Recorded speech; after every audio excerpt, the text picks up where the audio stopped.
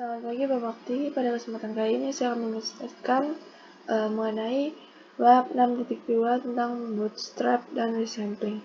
Di sini metode bootstrap adalah metode dengan berbasis resampling data sampel dengan syarat pengembalian pada datanya dalam menyelesaikan statistik ukuran suatu sampel dengan harapan sampel tersebut mewakili dari data populasi sebenarnya.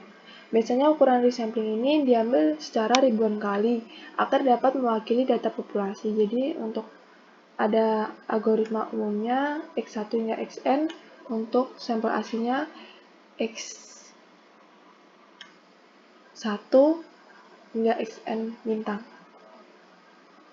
Kemudian untuk setiap sampel N merupakan undian simulasi, kemudian jumlah yang sama dengan ukuran sampel asli. Untuk membedakan prosedur ini dari simulasi biasanya digunakan B.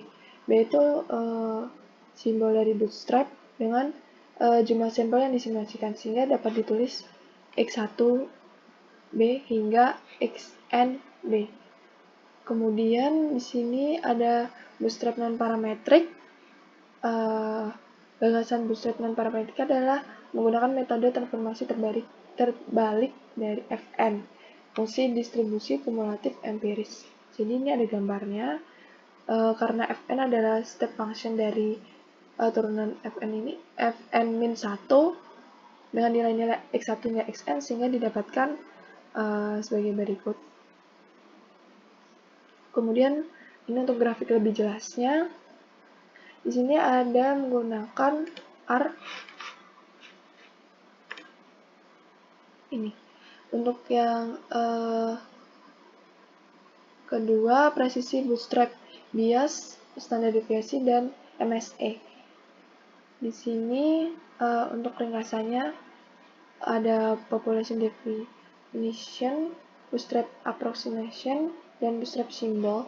Di sini untuk biasnya theta topi dikurangi theta, ya demikian. Untuk standar deviasinya ada masing-masing begini, dan MSE-nya sekian.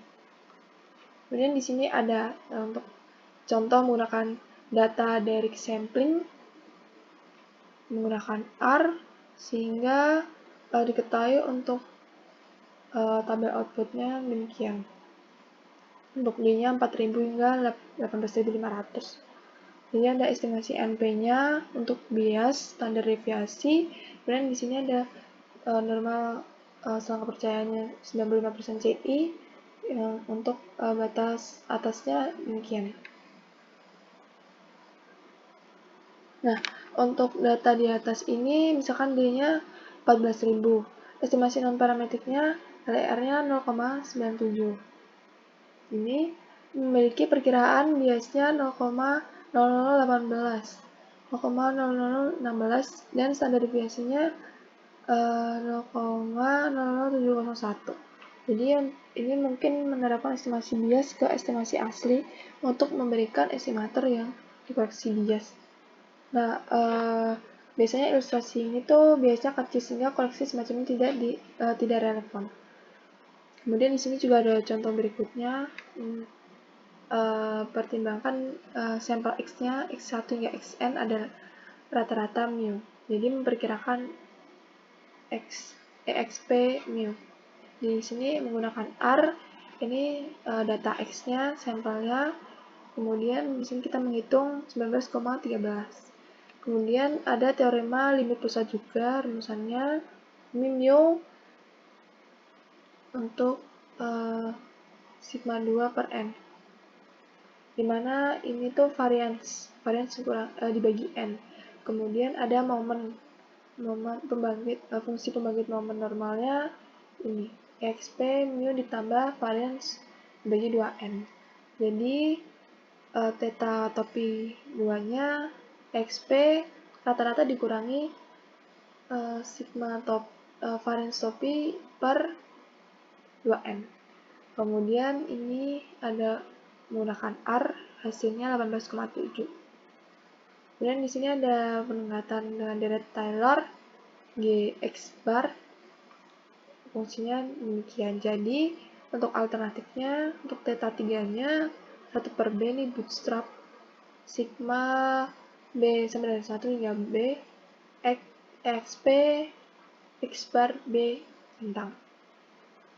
Kemudian ini ada contoh menggunakan R dengan grafiknya ini. Dan untuk nilai output ordinary non-parametric bootstrapnya demikian. Jadi dia didapatkan biasanya 0,25 dengan standar errornya 3,90. Kemudian di sini juga ada, nah ini grafik ini untuk yang merah itu raw estimator, untuk yang hijau ini adalah second order correction, dan yang biru ini adalah bootstrapnya. Jadi dari hasil grafik ini dapat dirangkum menunjukkan bahwa estimator bootstrap mendekati nilai parameter. Nilai parameter sebenarnya untuk hampir semua ukuran sampel. Bias dari ketiga estimator berkurang dengan meningkatnya ukuran sampel. Kemudian ada sudut selanjutnya interval keyakinan. Jadi interval kepercayaan. Jadi setelah interval ini estimatornya theta jadinya demikian untuk bootstrap ya. Dimana QL dan QU itu kuantil 2,5 bawah dan atas untuk masing-masing sampel bootstrap. Kemudian di sini ada contoh menghitung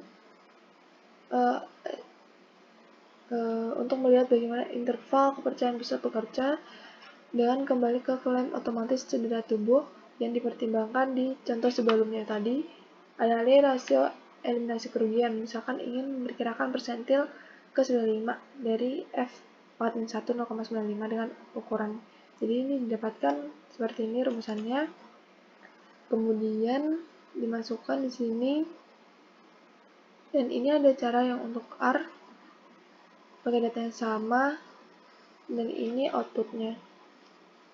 Ini LR, ini habis untuk bias, ada standar deviasinya. Kemudian tadi yang ditanya untuk 0,09, jadi NP-nya 13.313, biasnya 13,59, nilai SD-nya 667. Terus ini batas bawah, batas atas. Ini persentilnya, persentil bawah, persentil atas. Kemudian di sini juga ada contoh lagi untuk TVAR pada tingkat rasio terpilih. Ini ya untuk 0,95. Kemudian terakhir bootstrap parametrik. Di sini gagasan dari bootstrap non parametrik adalah untuk mengambil sampel ulang dengan menggambar variabel independen dari fungsi distribusi kumulatif empiris Fn. Sebaliknya, jadi untuk bootstrap parametrik ini menarik variabel independen dari F theta topi, di mana distribusinya mendasari asumsi dari keluarga parametrik F. Sini ada contoh menggunakan R. Ini kembali ke data manual. Kemudian jadi untuk non parametriknya ini rumusannya seperti ini.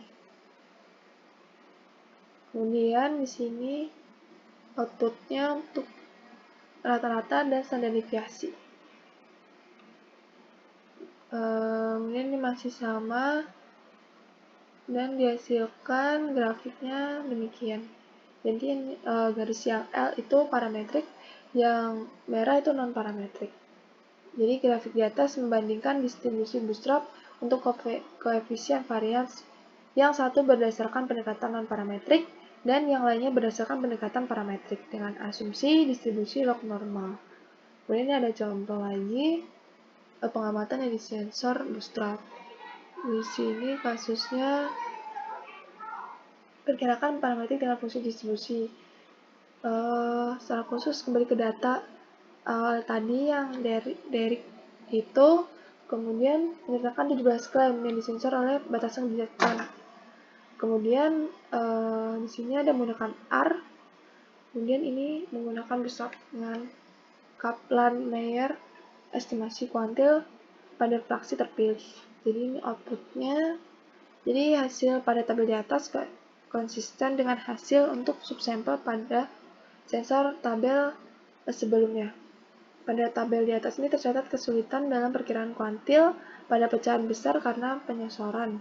Namun untuk fraksi berukuran 0,5, 0,8, dan 0,9 ini estimator non-parametriknya untuk KMNP dari kuantil konsisten pada tabel sebelumnya, yang tabel 6.4. Dan untuk standar deviasi bootstrapnya lebih kecil pada 0,5, tapi lebih besar pada 0,8 dan 0,9.